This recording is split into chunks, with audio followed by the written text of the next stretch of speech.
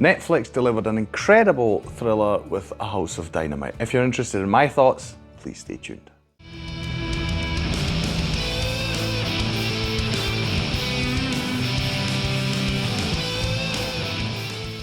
Hi, my name's Drew and welcome to another review video on Flying Wiener.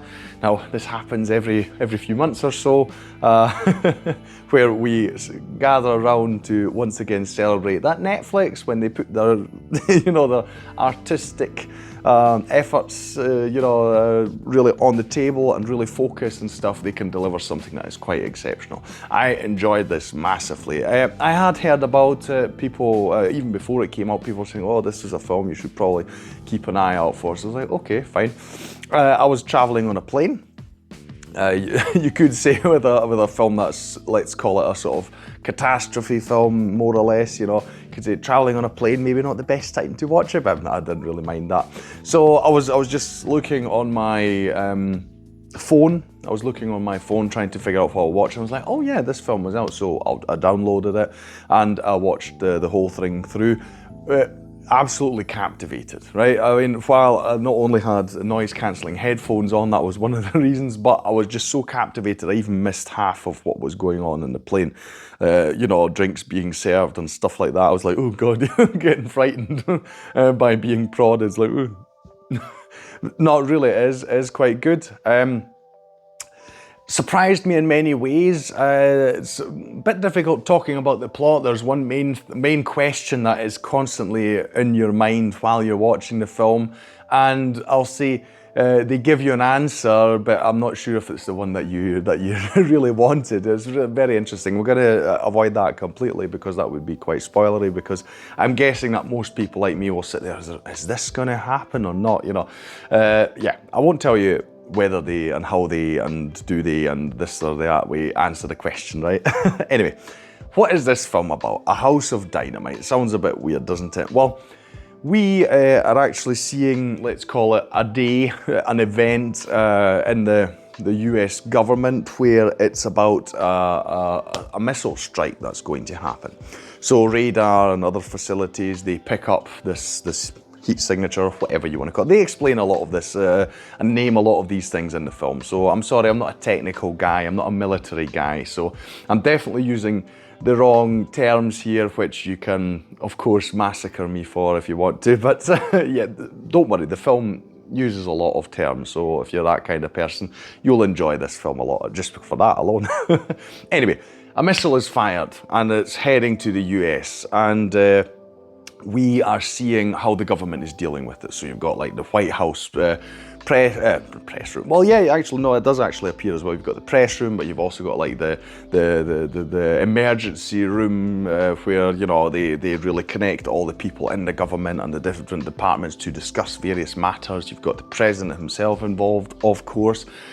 You see various military installations, like you've got the Secretary of Defense at the Pentagon, etc. And the film is more or less about how we watch, as these events unfold and how they react and how they try to deal with this. And when things happen, we see the aftermath and how they react and all these kind of things. Obviously, I'm not going to tell you all the events because that would really spoil the film. As in, okay, what happens with the missile? Obviously, you have to watch. Yeah, but that is basically what you're watching, right? A missile is fired at the USA, and we're seeing the people responsible, those in power, trying to deal with the situation as best as they can.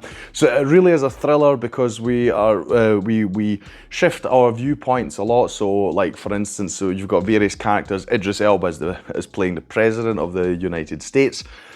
That alone is a reason to watch this film.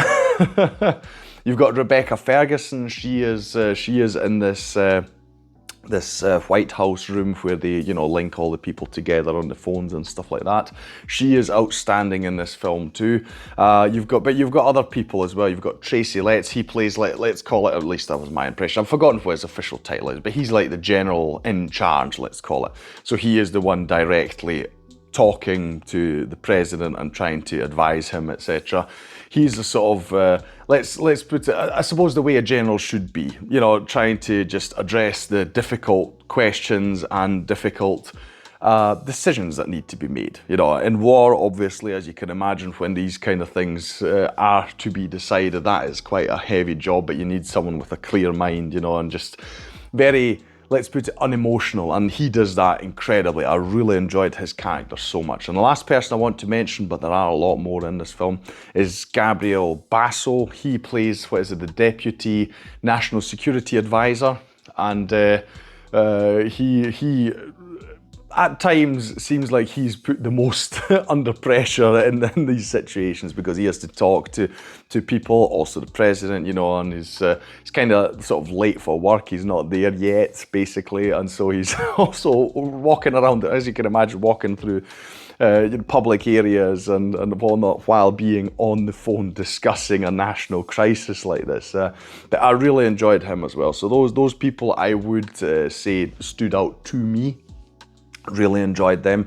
Performances wonderful all around, really very intense. So the whole thing, it's not a long film, it's like an hour and 50 minutes, something like that, but you really are just glued to the screen because you're like, okay, what's going to happen? And the tension, the camera work really helps, because we've not just got these lovely steady shots, we're obviously up and close, you know, adding to the tension, and the camera's moving about. It's not like it's shaking about, but you know, I mean, it's obviously handheld, and it really helps because you really feel like you're in these rooms with these people, and you're like, how are we going to deal with this?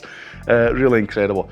The film was directed by Catherine Bigelow. I actually didn't check if I've seen previous films of hers. I mean, in my opinion, masterfully done. So the whole thing, it's while we've got these different situations, and we see some situations you see from different perspectives at times, a bit later in the film or so, but crafting it all, putting it all together, it flows so wonderfully. And yeah, just really well done. It was written, by the way, by Noah Oppenheim, which I really want to mention here, because it's just, again, it just keeps you captivated throughout. You're just glued to the screen.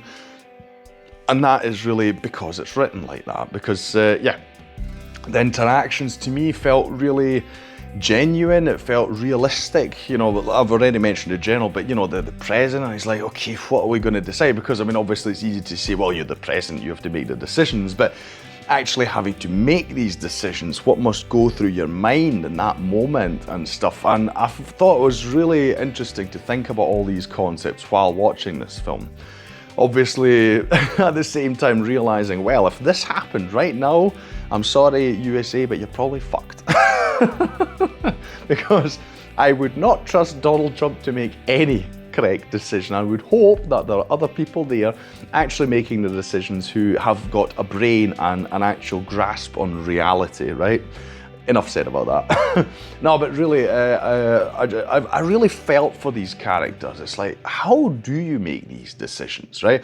And just watching all these protocols go in, and it's like, right, and we've got contingency plans for this situation and that, and it really makes you think about how complex everything has to be. You know, if we're talking about these kind of things, it has to be that complicated because, yeah, you have to have plans and plans. It's a bit like Batman, you know, you've always got an emergency plan, and then what happens, and really interesting stuff. So if you're looking for a thriller, you know, if you're like, oh no, my life is too peaceful, I need really some stress right now, watch this film because it really is incredible. And like I say, I enjoyed it so much. The interactions between people, just the whole tension throughout the story. Again, like I said, there's one question that lingers on your mind the whole time, and it's really funny because I can see many people asking the same question. I'm not happy with the answer that was given, but I absolutely understand, and I even support that they did it the way they did it. I'll put it that way, because it just makes sense. It really just makes a lot of sense to, yeah. Especially also the ending of the film, because you're like, okay, right, how does this end? It really is like a snippet, because you're like, okay, is this a huge war film or something? It really just is this snippet. I mean, what we see throughout the film is like, what is it? In real time, it would be like an hour or so, I think. I think we're basically just seeing an hour in the lives of these people and how they're dealing with the situation, because I don't think there's much more time than that actually passes. You know, so really quite interesting stuff. Yes, so a full recommendation for me, one of those instances where you're like, yes, Netflix, please, make things like this all the time. people would think a lot more favourably of you.